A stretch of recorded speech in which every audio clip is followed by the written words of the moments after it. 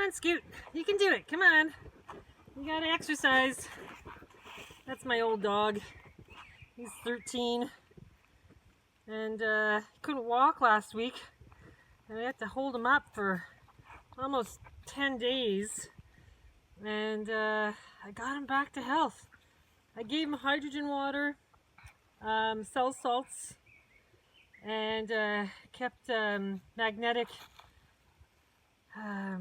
aids on his back, like a wrap, and he came back to life and he's walking again. I can't believe it. So here I am doing my daily little route with my dogs, and we try to come out here every day and just enjoy the nature.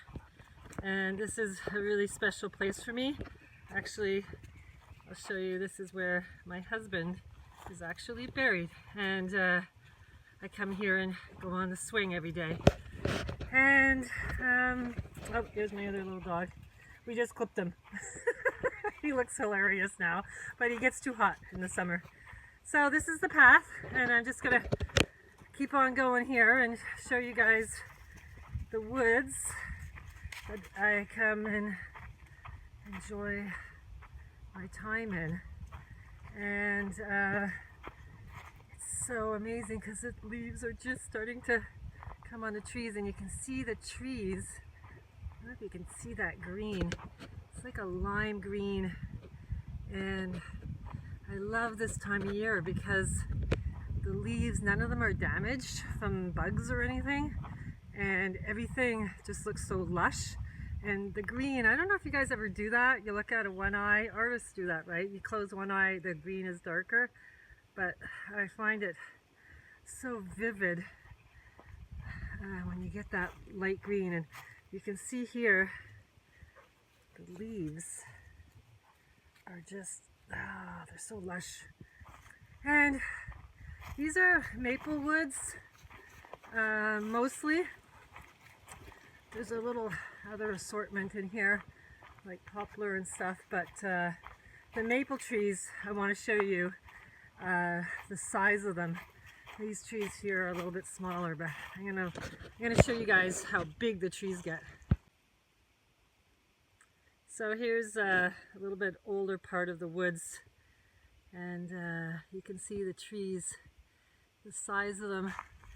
I'm going to show you the one I go in. I hug every day. It's so funny. I'm a tree hugger. I go because I do believe there's energy, you know, through the root system of the trees. And, you know, everything has a toroidal field around it. So these big, massive trees reach down into the aquifers, and you can get energy off them just by being really close to them. And I do, it sounds a little weird, but I do breathing exercises when I'm up against the trees. Always do your breathing exercises in 9s so that you are in sync with golden ratio, which is God's math. And there's the canopy. Look at the leaves. They've only been out like I don't know, maybe 3 days. And the sky is so blue. This is a tree I tend to come and hug every day. Look, when you just look up, it's like, wow. They're so tall. These trees are about 150 years old, I would imagine. But I always get devastated when one falls. Like sometimes the pieces fall off them because they're just so big. But yeah, you can't see the sugar shack. It's in there. I'll go and show you guys where it is. Come on, you little monkeys. Let's go. Gotta get your exercise. Come on, let's go. I got kind of like small, middle, and large size dogs, and they all get along. They're all actually, my dogs are all from just kind of giveaway, well, not giveaways. I got one from the SPCA, one from a breeder, but they were all like misfits that nobody wanted. I didn't get them as puppies. So they really appreciate this life. You know, they have no collars on, and they never take off. So here, see, now you can see the floor of the forest has all the little saplings on them, all sprouting out, and it's just so vibrant, the green. And then you can see my little sugar shack and see how big these trees are. And this part of the woods is really magical for me because it's like there's less undergrowth, and you can see the big trees, and I don't know, I just find it so spiritual down here. And there's evergreens too. Like, I have a few evergreens, but yeah, it's just, you know, I use the trees for, you know, heat, but we never cut down the live trees. We always just like scavenger for the dead ones. But there's always, with the size of these woods, there's always some dead. So you're just kind of cleaning up the woods as you go. You're not really destroying them. So it's, you know, but interesting enough down here, this is the oldest part of the woods. The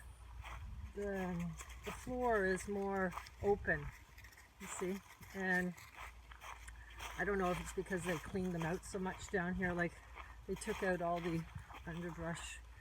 But there's a little section over here that has all the ferns coming up in it, and this type of bamboo, I don't know, it's like a weed, but it's really kind of weird because it stays there all winter.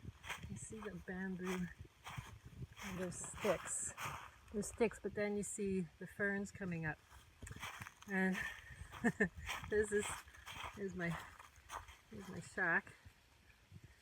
I want to clean it up and come out and hang out in it, you know, just come, and but I have to screen it in somehow so the mosquitoes, as the summer gets on, the mosquitoes get bad.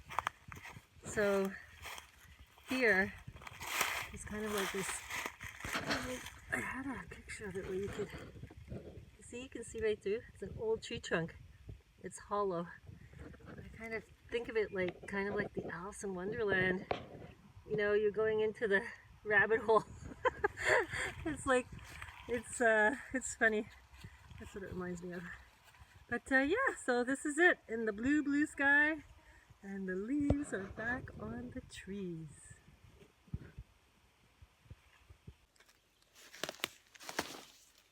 Hi guys, I'm in my woods. It's starting to get like super lush, and I took a few videos of actually all around the woods, so you can check it out. There's my shack. Now you can see we're kind of got that lime green going on. So anyhow, it's getting crazy here in Canada because actually Trudeau just announced that they're going to be doing this COVID app. So it's starting to become like segregation, depending on whether you have COVID or you don't. So I guess they're going to be starting like mandatory testing. And then we're getting into segregation, and it's really kind of upsetting me because I find people just like think, oh, it's wonderful, you know, because then I get to stay away from the potentially sick people. And I just feel like it's getting like insane that people have this fear of this 4% chance of dying and what they're willing to give up for that. And I don't think people see it as nefarious, like this whole app thing, because segregation for health, I guess they think it's okay. But once we start segregation, it's just going to become like, you know, China. So it's China, you know. So basically that's what's happening here in Canada. It's definitely different from the US. And it is upsetting, but at the same time, like, I'm trying to like push myself out there on social media, where people are actually not aware about all this, and say my piece. And of course you get attacked and you get ridiculed and you get called names. And honestly, I never get aggressive back with people that do this. I just say to them, you know, you have your truth, I have mine. We're on two separate paths. you know, and then I kind of sometimes put in like we're in the end times, and that usually triggers them gets them like, you know, thinking I'm really crazy. But in the meantime, this is how I kind of feel like I'm doing my part as a warrior for truth. Okay, so people have asked me. I've had some people like email me and ask me, well, what do you do? You know, how do you deal with this division, and how do you you know, manage it emotionally? And for sure, I do get upset sometimes, but I always think of it as I'm doing it for the other people. I'm not doing it because I want them to believe I'm right, right? Because if you start to become, I'm right and you're wrong, that's the ego. And I always try to keep that in check and realize, you know, why I'm doing it.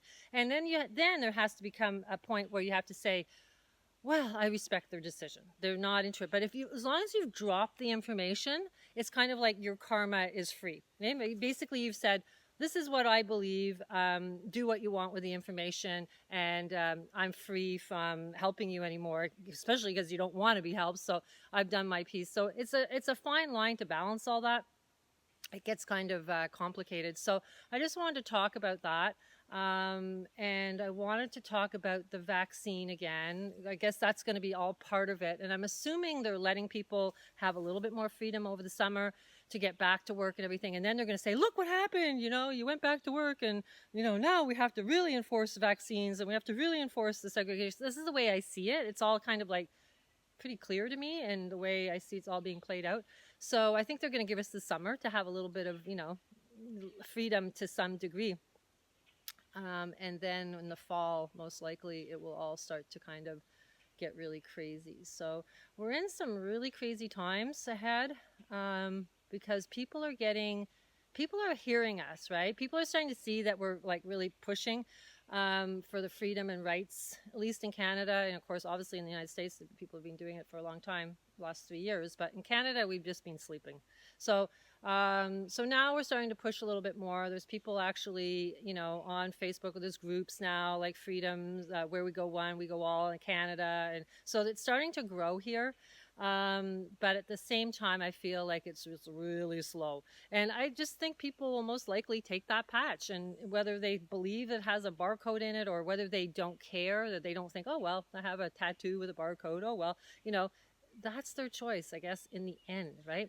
So as warriors, all we can do is put the information out there. And I think putting it out there before it happens is essential, because once it happens, you can say, oh, it's bad. And then they've already got their mindset that they're doing it. But if you put it out there a little bit before, then it's when it comes out, like first they say, oh, it's not true, you know, it's not going to happen. And then when it comes out, they're going to be like, hey, oh, somebody told me that a few months back. So maybe that's the way to do it. It's a learning experience, and I definitely am trying to navigate my way through it. Talking to other people that are awake is really important. It keeps you grounded, but also making sure you don't isolate yourself from the normies or the people that aren't awake, because your whole purpose is to awaken people. You're not here to just stay in your group of awakened people and go, oh, we're awakened and who cares about everybody else. That's not the purpose of why you came here and got awoken in the first place. Your purpose is to try to help the people that aren't awake, because the more people that become awake, the more we take control of what we want as our future generations to have, right? And I find it a little ironic that they're pinning this all on, we're doing this to save the seniors, where the seniors were actually the people that fought for our freedoms. And we're doing it now almost like an insult to them. Like we're saying, oh, we're going to go get, you know, segregated. We're going to have these marks on us, but we're doing it for you. But they did it. They were willing to give up their lives for us. So I just find that like bizarre and ironic. So anyhow, I just wanted to talk about all that and talk to you in my woods. And I'm trying to think what else I wanted to say. Just about, oh, somebody had messaged me and said, how do you stay at peace, or how do you, it's really important to get into nature. Nature is really where you get grounded, and you actually find your energy again. You really get reboosted, right? Especially when you're around trees and stuff. So that's why I come out here every day. Somebody else had asked me, well, if the Ascension event is happening And, you know, I don't have a ground floor basement. How do I get grounded? You're saying be grounded when this event happens and don't go outside. And I had listened to Dan Winters a little while ago, and he was talking about, you know, your house and your environment. And obviously stone houses and dirt floors are probably actually the healthiest, because when you're in a metal building, I think the energies are harder to have coming through.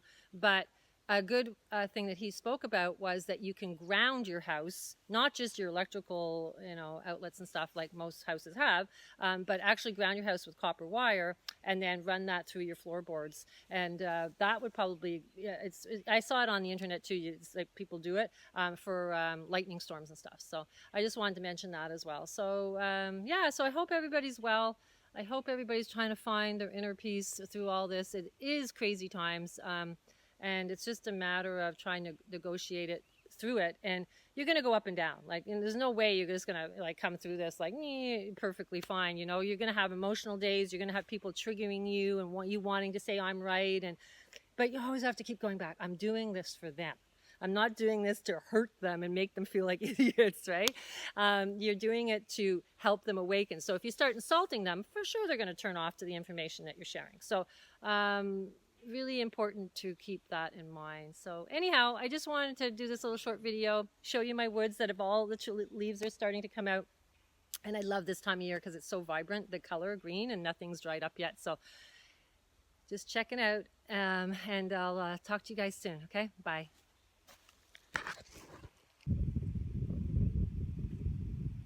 Okay, I just heard my screech owl.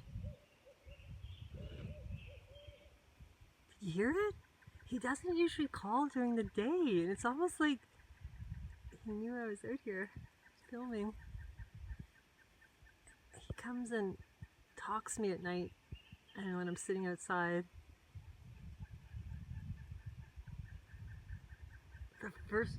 The first time I heard him, I freaked out. Can you hear it? The first time I heard him, I freaked out. I was down at the end of the lane, putting garbage out, and I just moved here. He was like right beside us, and it sounds so haunting, and it was dark out, and I was like, ah! And we jumped back in the truck, and then he came and called when my husband got diagnosed. And he came up to our window one night and really talked to me. And so, I don't know, it just kind of reminds me of like wisdom, right? The owl is wisdom. And he just